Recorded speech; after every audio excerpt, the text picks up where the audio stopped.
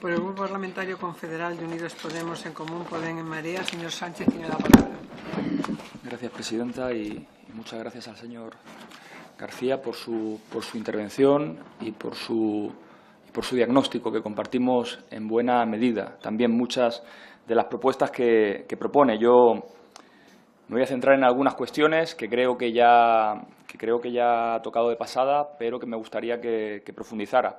El pasado 9 de marzo volvimos a vivir una jornada de huelga educativa contra la LOMCE, una ley que nació sin el menor consenso de la comunidad educativa y en la que su sindicato, Comisiones Obreras, planteaba en su manifiesto la necesidad de garantizar una oferta de empleo público superior al 100% en la tasa de reposición para recuperar el empleo perdido durante los años de la crisis. También hablaban de dotar a los centros de plantillas de profesorado para dar una atención adecuada y recuperar la atención a la diversidad, que también se ha visto menoscabada, así como negociar unas ratios por aula que permitan que la tarea de enseñanza sea efectiva para garantizar que la calidad educativa es algo más que un mero eslogan. La primera pregunta que le quería hacer es clara y directa. ¿Cree que puede haber un pacto social y político por la educación que no recoja estas demandas ampliamente compartidas por la comunidad educativa? ¿Sería aceptable, por el contrario, un pacto de mínimos que a lo sumo recogiera, bueno, pues un retoque de una parte del currículum o meramente la formación inicial del profesorado retocarla un poco? En relación con lo anterior, queríamos preguntarle o conocer concretamente su opinión respecto al problema de la tasa de reposición del profesorado y de la ausencia en la convocatoria de oferta de empleo público que está teniendo lugar en este año.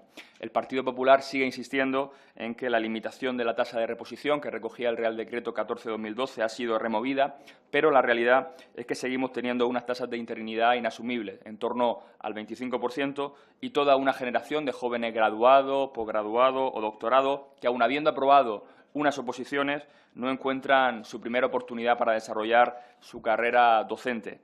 ¿Qué acuerdos, qué medidas habría que asumir para deshacer este tapón que representa esa tasa de interinidad y que la carrera docente volviera a ser atractiva para nuestros jóvenes y para nuestros jóvenes preparados, ¿no? En lo que se refiere a los recortes en educación, de los que usted también ha hablado, se ha pasado de 53.375 millones de euros en 2009 a 46.000 en el 2015, lo que, medido en términos del PIB, significa pasar del 5% a solo el 4,1% frente a una media europea del 6,2%. Además, esta disminución en la inversión en educación se ha producido de manera paralela un aumento del 6% de alumnado, al menos en la escuela pública. En los centros educativos, especialmente en los públicos, se ha visto que estos recortes han ido acompañados de una disminución de las plantillas de profesorado, de entre 23.000 y 32.000 docentes, según las fuentes que se consulten, y también en un deterioro evidente de las condiciones de trabajo del profesorado: mayor precariedad, aumento de las jornadas lectivas y de la ratio de alumnos, pérdida salarial. En este sentido, queríamos preguntarle qué postura mantiene Comisiones Obreras y qué medidas creen que debería contemplar una nueva ley educativa para hacer frente a los recortes en educación que han tenido lugar en los últimos años. Y si es posible un pacto educativo sin aumentar el presupuesto de dotación de recursos a la red pública, garantizando el libre derecho de las familias que eligen la escuela pública. Por otro lado, desde la Asociación Nacional del Profesorado Estatal, así como desde el Consejo Escolar del Estado y otras asociaciones y plataformas educativas, se reclama la necesidad de un estatuto del profesor que vele por los derechos de los docentes. ¿Qué opinión les merece esta demanda y cuál cree que deberían ser los principales contenidos que recogiera este estatuto? Por último, quería plantearle un tema que no suele salir, pero que nos preocupa, que es la autonomía de los centros, de la que siempre se habla como algo positivo, pero en concreto quería preguntarle por el artículo 122 bis de la LOMCE. Según su criterio, el de su sindicato, ¿cuáles son los límites de la autonomía de los centros públicos? ¿Puede supeditarse en algún modo la plantilla a un proyecto de calidad, de modo que se salten los sistemas de listas objetivas a petición de un director? ¿Qué opina de la especialización de los centros y de la subordinación de la financiación a resultados, como planteaba la LOMCE?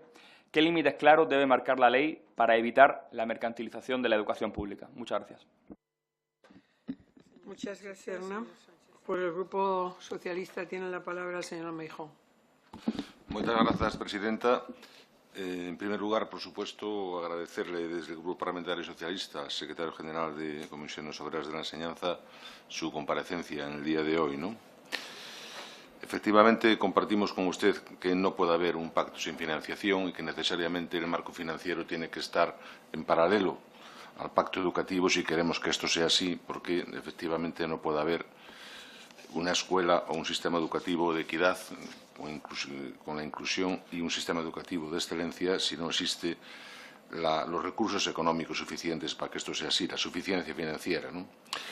Y también compartimos con usted que efectivamente el pacto tiene que ser un pacto social como usted reclama y que en este caso esta subcomisión, siendo un elemento necesario, no puede ser suficiente para que esto sea así. Efectivamente nos agrada escuchar que por su parte no solamente quieren ser escuchados, sino que quieren ser actores a todos los efectos. Queremos construir, creo que decía usted expresamente, ¿no? Yendo ya a temas concretos, efectivamente usted abogaba por un incremento de las tasas de reposición en las ofertas públicas de empleo. Comentaba usted 130%, el tema no va a estar en el número, sino yo le querría preguntar si juzgan ustedes necesario algún tipo de medida, como en su momento fue la disposición adicional de la LOE para rebajar las tasas de interinidad, o si esto habría que regularlo de otra manera para que se pudiera producir una incorporación o facilitar la incorporación del profesorado interino a la función pública y rebajar unos porcentajes que en ningún caso son convenientes para la estabilidad del sistema. Reseñó usted también como parecía nada compatible el que en épocas de crisis sea cuando realmente se han rebajado los niveles de equidad.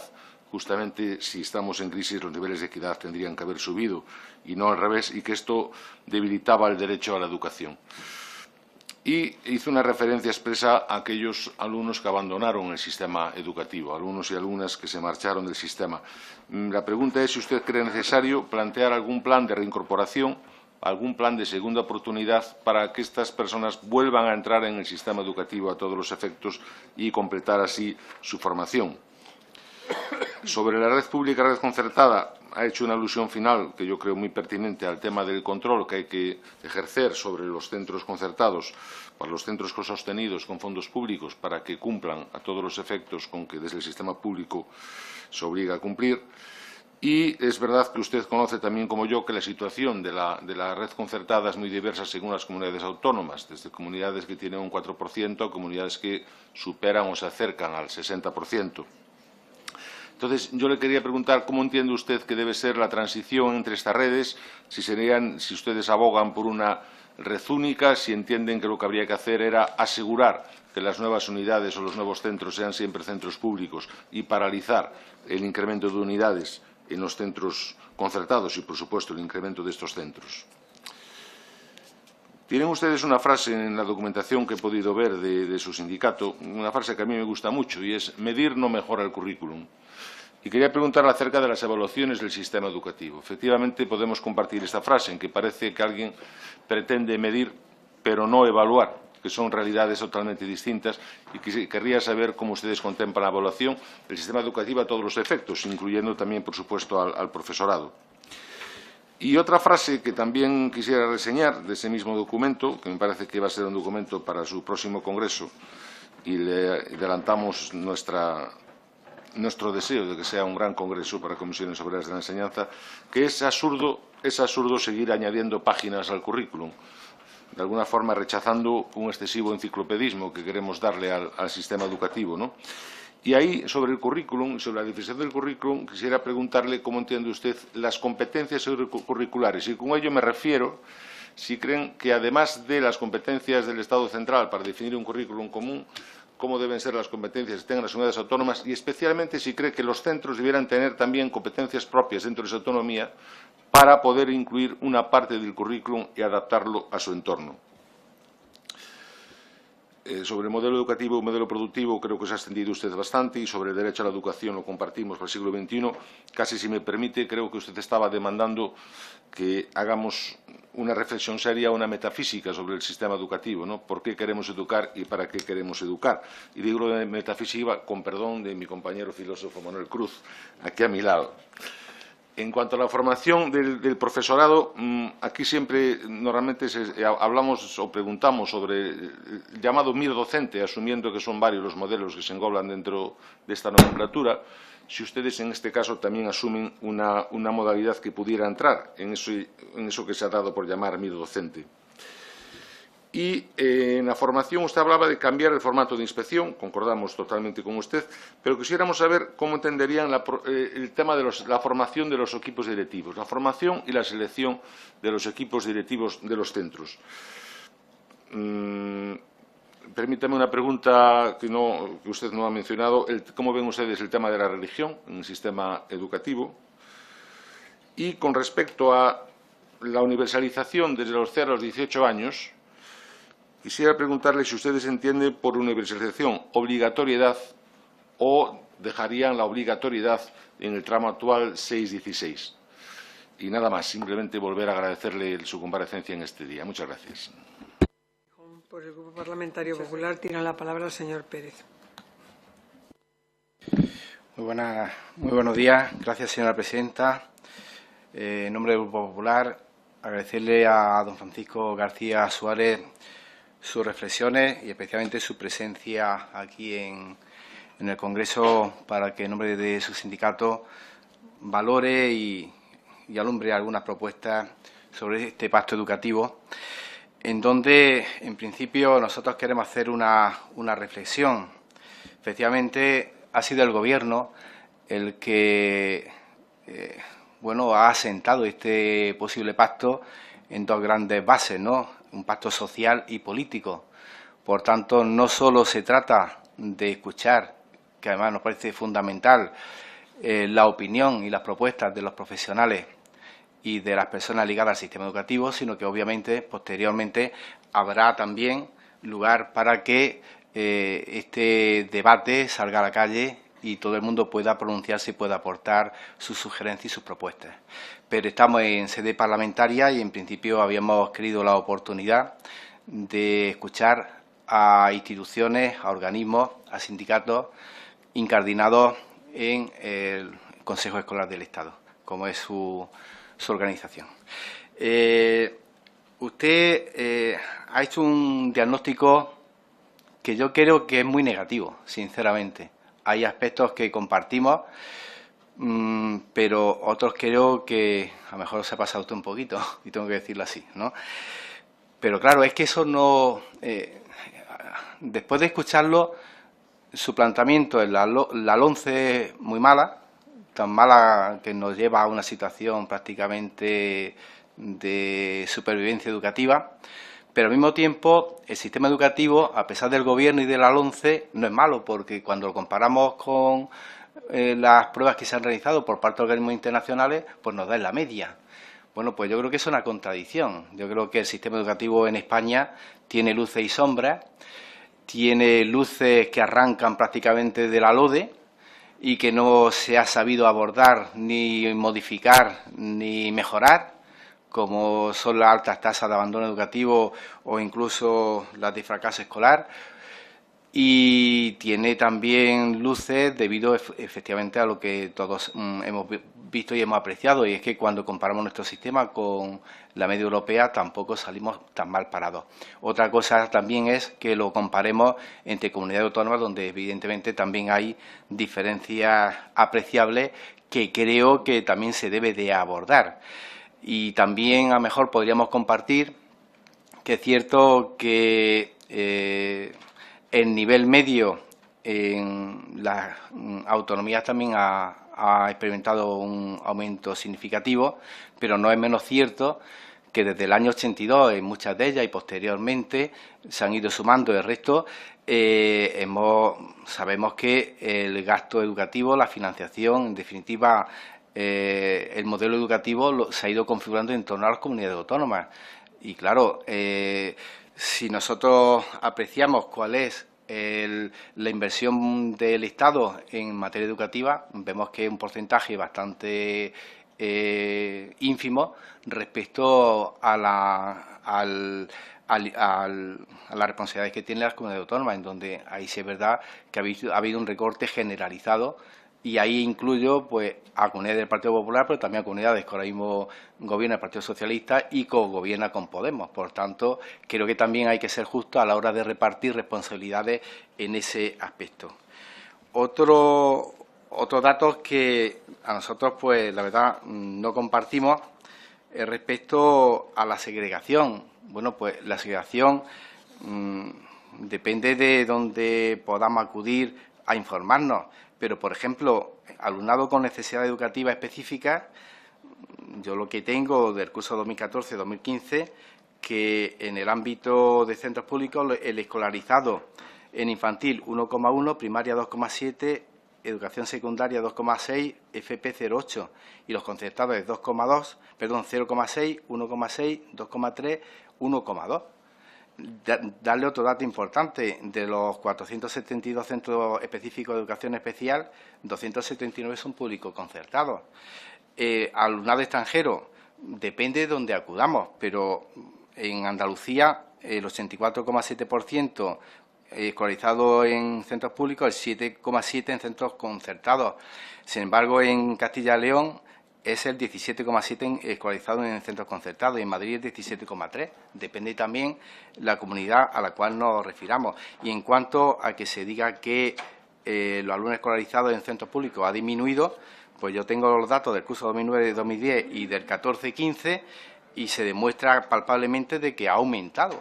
Por ejemplo, en infantil primer ciclo del 49 al 52, en primaria del 67,3 al 67,7, en eso del 65,8 al 65,7 y luego en bachillerato del 74,6 al 76,4.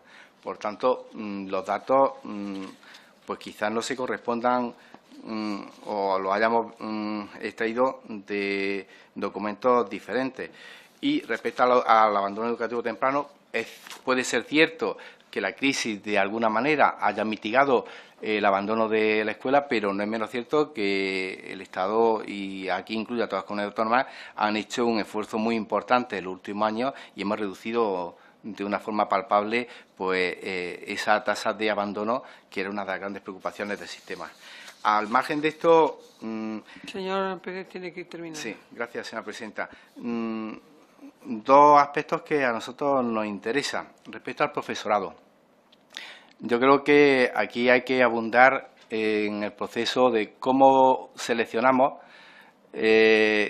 cómo formamos y especialmente esa formación, cómo la incardinamos para que sea eficaz, efectiva y a lo largo de toda la carrera docente. No estoy de acuerdo con usted en un aspecto. Yo creo que el profesor no hay que medirlo por la edad, sino por las ganas que tenga y especialmente por lo que pueda impartir y enseñar. Y no podemos desaprovechar profesores, si ellos lo desean, con 60 o 64 o 65 años, si de verdad desean permanecer en el sistema educativo, porque creo que pueden aportar mucho al sistema. El que se rejuvenezca la plantilla no quiere decir que desechemos a personas que pueden aportar mucho al sistema. Y por último, ¿cómo enfocaría usted la carrera docente y especialmente si está de acuerdo o no con un posible estatuto del docente y qué podría contener ese estatuto? Nada más, muchas gracias. Muchas gracias, señor Pérez. Una vez terminado... ¿Cuánto tiempo? Más o menos? 15 minutos. Gracias. Gracias, señora presidenta. Gracias, señoras y señores diputados, por sus preguntas y sus observaciones. ¿Puede haber pacto si no se cambia el rumbo en las políticas educativas, si no se apuesta por la educación y si no hay un compromiso de que haya recursos suficientes para la educación? En nuestra opinión, no. No merece la pena un pacto, no merece la pena, si me permiten la ironía, claro, dar estabilidad a nuestro sistema educativo. ¿En qué? ¿Damos estabilidad a los recortes de plantillas? ¿Damos estabilidad a los recortes presupuestarios? ¿Damos estabilidad a los recortes en becas? A eso no se le puede dar estabilidad. Por lo tanto, no puede haber un pacto educativo si no hay un compromiso de convertir la educación en una prioridad de la agenda política, si no hay un compromiso de convertir la educación en una prioridad en las políticas de las administraciones públicas. Y eso significa, en primer lugar, y si no nada a continuación tiene sentido, eso significa, en primer lugar, que haya una financiación adecuada. Y una financiación adecuada yo he situado cuál es. En primer lugar, en una legislatura recuperar el 5,01% en inversión educativa, recuperar los 9.000 millones de euros que se han llevado por delante los recortes. Y luego, en un horizonte del medio plazo, llegar a la media de los países de nuestro entorno en inversión educativa e incluso aspirar a tener como objetivo final el 7% de inversión en educación medido en porcentaje del Producto Interior Bruto. Por lo tanto, pactos parciales ¿nos pueden resolver las cuestiones?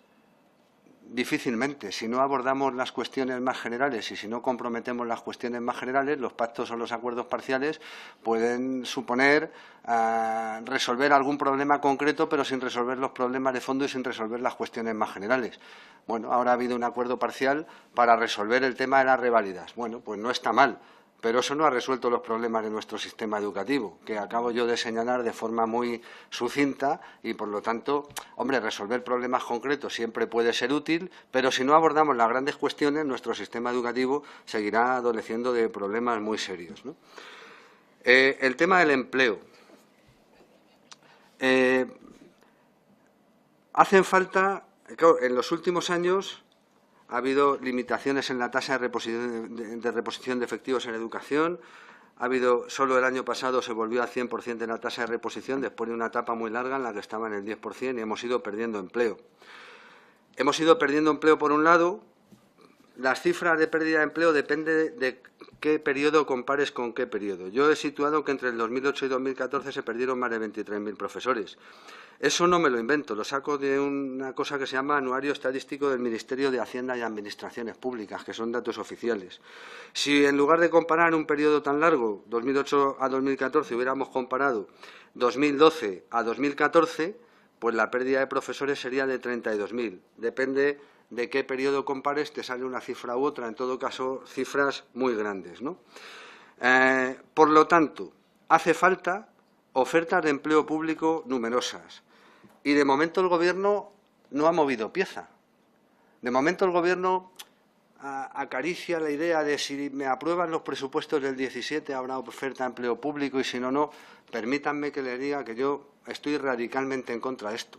El Gobierno tiene la responsabilidad de que se hayan perdido 30.000 profesores o muchos profesores y el Gobierno tiene la responsabilidad de poner encima de la mesa una oferta de empleo público para poder empezar a recuperar profesores, para no seguir perdiendo profesores y para no seguir abundando en la pérdida de empleo de calidad. Y eso lo puede hacer por un decreto ley. Y yo espero todavía, pero no yo, decenas de miles de profesores y profesoras interinos y decenas de miles de opositores y opositoras que en algunas comunidades autónomas ya han pagado la matrícula para presentarse a las oposiciones o están a punto de hacerlo, están esperando que el Gobierno haga algo con esta cuestión. No se puede mantener la incertidumbre por más tiempo. Si no se saca un decreto ley que habilite las ofertas de empleo público antes de que acabe el mes o por ahí, será imposible ya hacer las ofertas de empleo público en las comunidades autónomas, sobre todo las que no lo tienen preparado todavía. Por lo tanto, yo espero del Gobierno que tenga la responsabilidad suficiente para atender a esos miles de profesores y a esos miles de opositores jóvenes que están esperando a ver qué hacen, porque hace falta que haya oferta de empleo público para recuperar el empleo, para no seguir perdiendo empleo, para recuperar el empleo y para ganar en calidad. Y habría que tomar medidas que reconocieran la experiencia docente de los profesores que están en ejercicio de cara al sistema de ingreso en la función pública. Yo creo que se hizo en otras ocasiones, al hilo de la Ley Orgánica de Educación hubo un sistema transitorio de acceso que permitió que al amparo de esa ley hubiera un sistema de acceso que reconocía la experiencia de los profesores como un mérito y que la ponderaba a la hora de que los profesores que están en ejercicio tuvieran algún reconocimiento de esa experiencia para acceder a la función pública, cosa que parece perfectamente razonable y que debería ponerse en marcha lo antes posible. El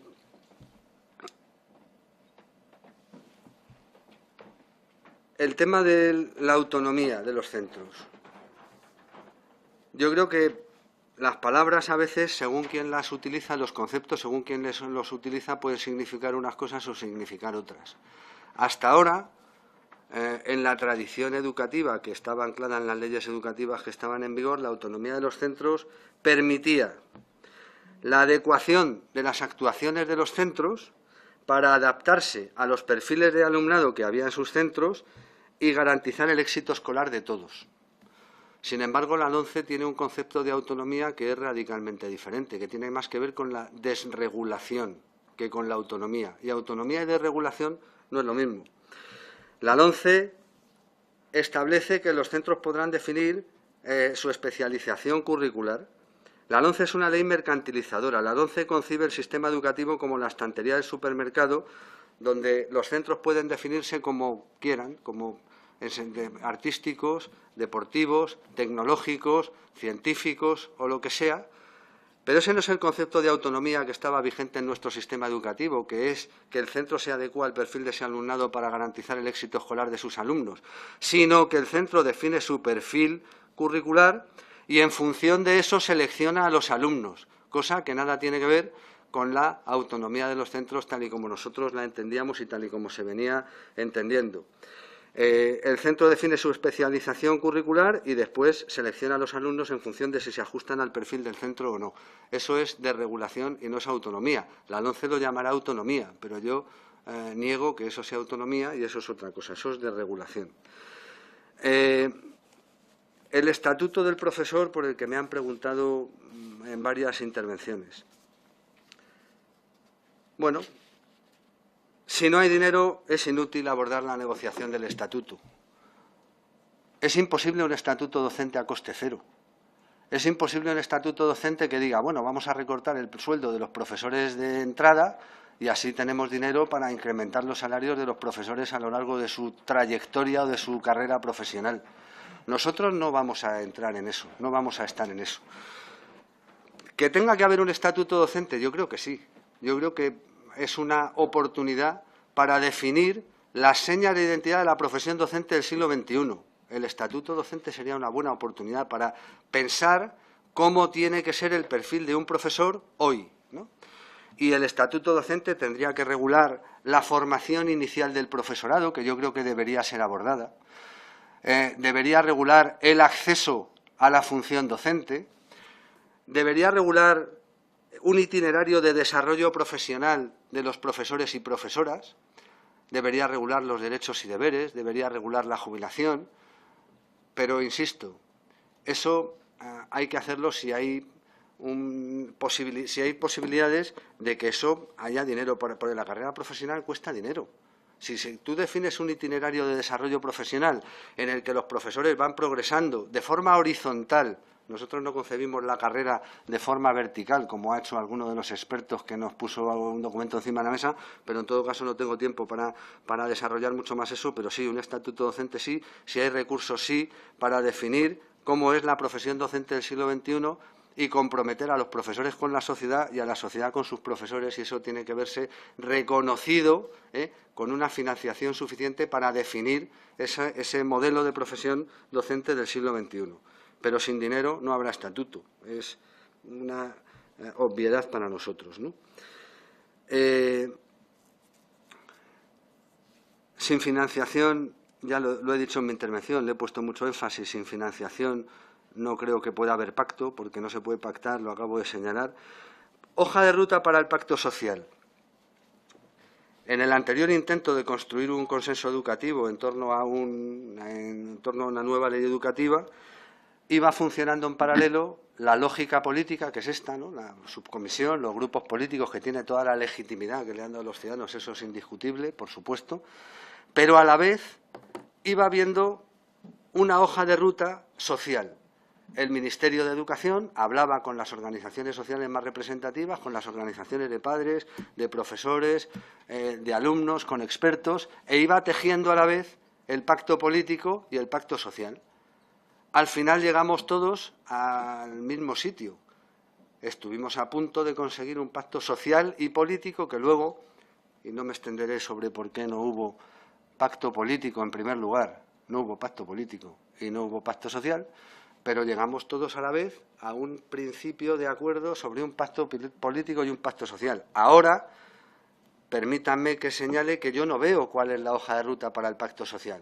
Yo vengo aquí, comparezco, seré uno de los, y gracias por invitarme, por cierto, seré uno de los 82 comparecientes que pasen por esta subcomisión de educación. Yo dejo ahí, lo mandaré en formato electrónico, un montón de papeles y no sé qué va a pasar con esos papeles. No sé si les van a dar ustedes más importancia a los papeles de comisiones obreras porque es el primer sindicato de la educación en este país, o le van a dar más importancia a lo que diga un experto de una universidad, en fin.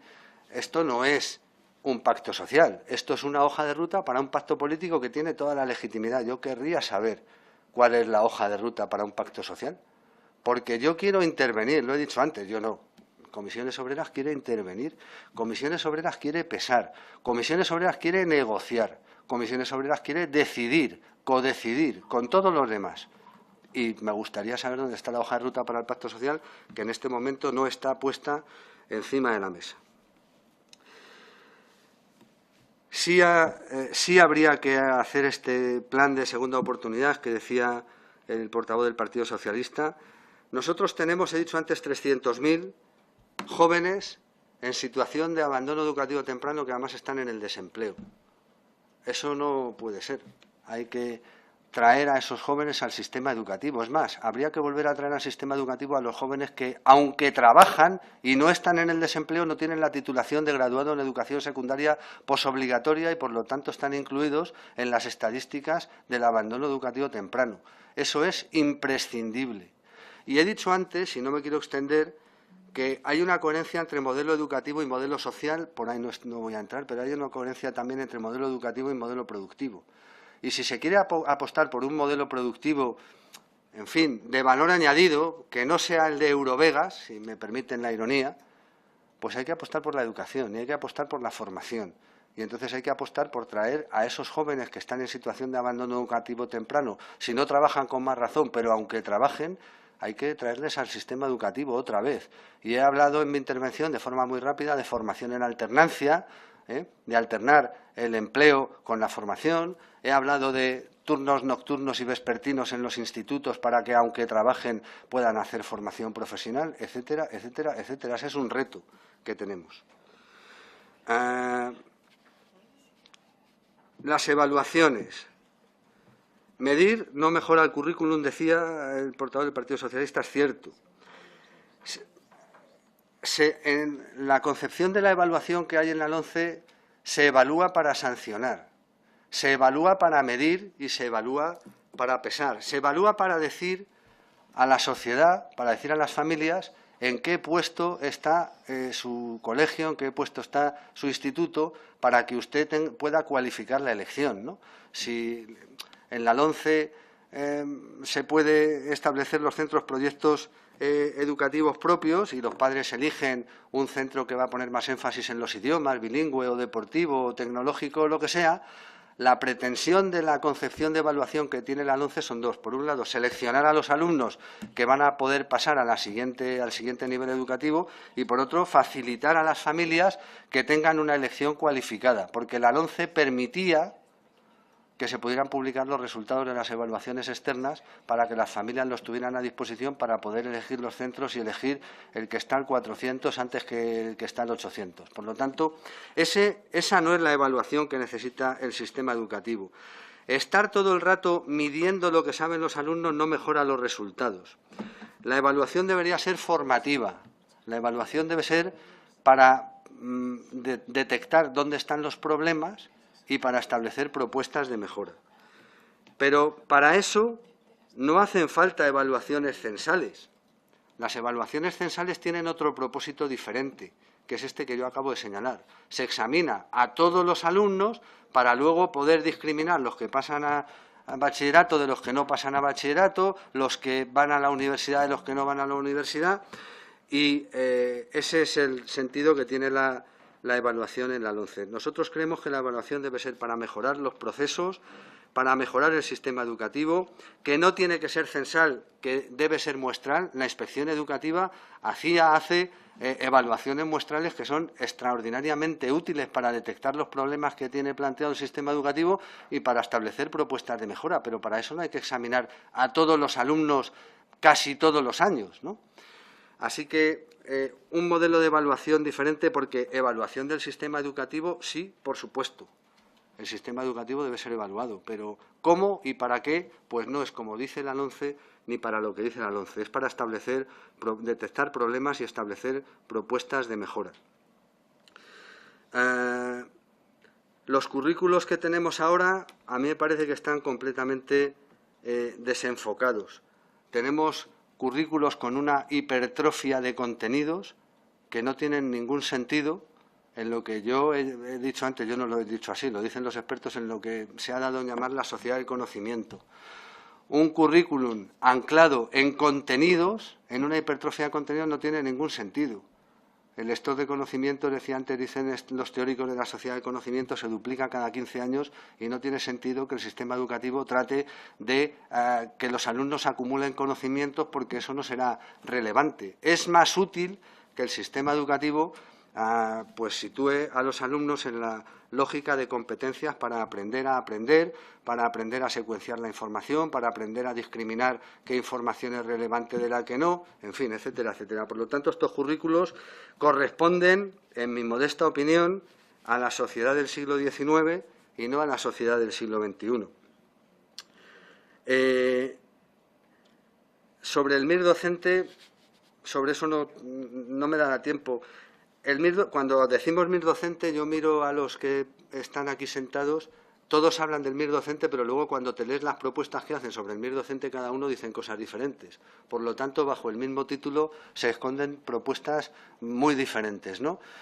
Si queremos decir que la práctica forma parte de la formación para el acceso a la profesión, yo no diría que no. Pero a partir de ahí, de que la práctica forme parte de la formación para el acceso a la profesión, luego ya las propuestas se separan mucho, ¿no? Yo creo que sobre eso hay que discutir. El título, insisto, no me dice nada, porque me dice muchas cosas diferentes y, por lo tanto, yo no diré ni que sí ni que no, sino que yo me quedo con una idea. La práctica forma parte del acceso a la profesión y eso tiene que estar reconocido, pero a partir de ahí hay que discutir porque las propuestas son muy diferentes. No me ha dado tiempo a hablar de una escuela pública y laica. Voy terminando. Tiene unos minutos. Vale, voy a procurar abreviar. Por supuesto, es que en una intervención tan comprimida te dejas algunas cosas, ¿no? La religión, nosotros planteamos que tiene que estar fuera del currículum y fuera del horario escolar. La religión no tiene que estar en la escuela, ¿no? Lo tenemos claro. Apostamos por una escuela laica, coeducativa, inclusiva, no segregadora, en fin. No me extiendo, ¿no?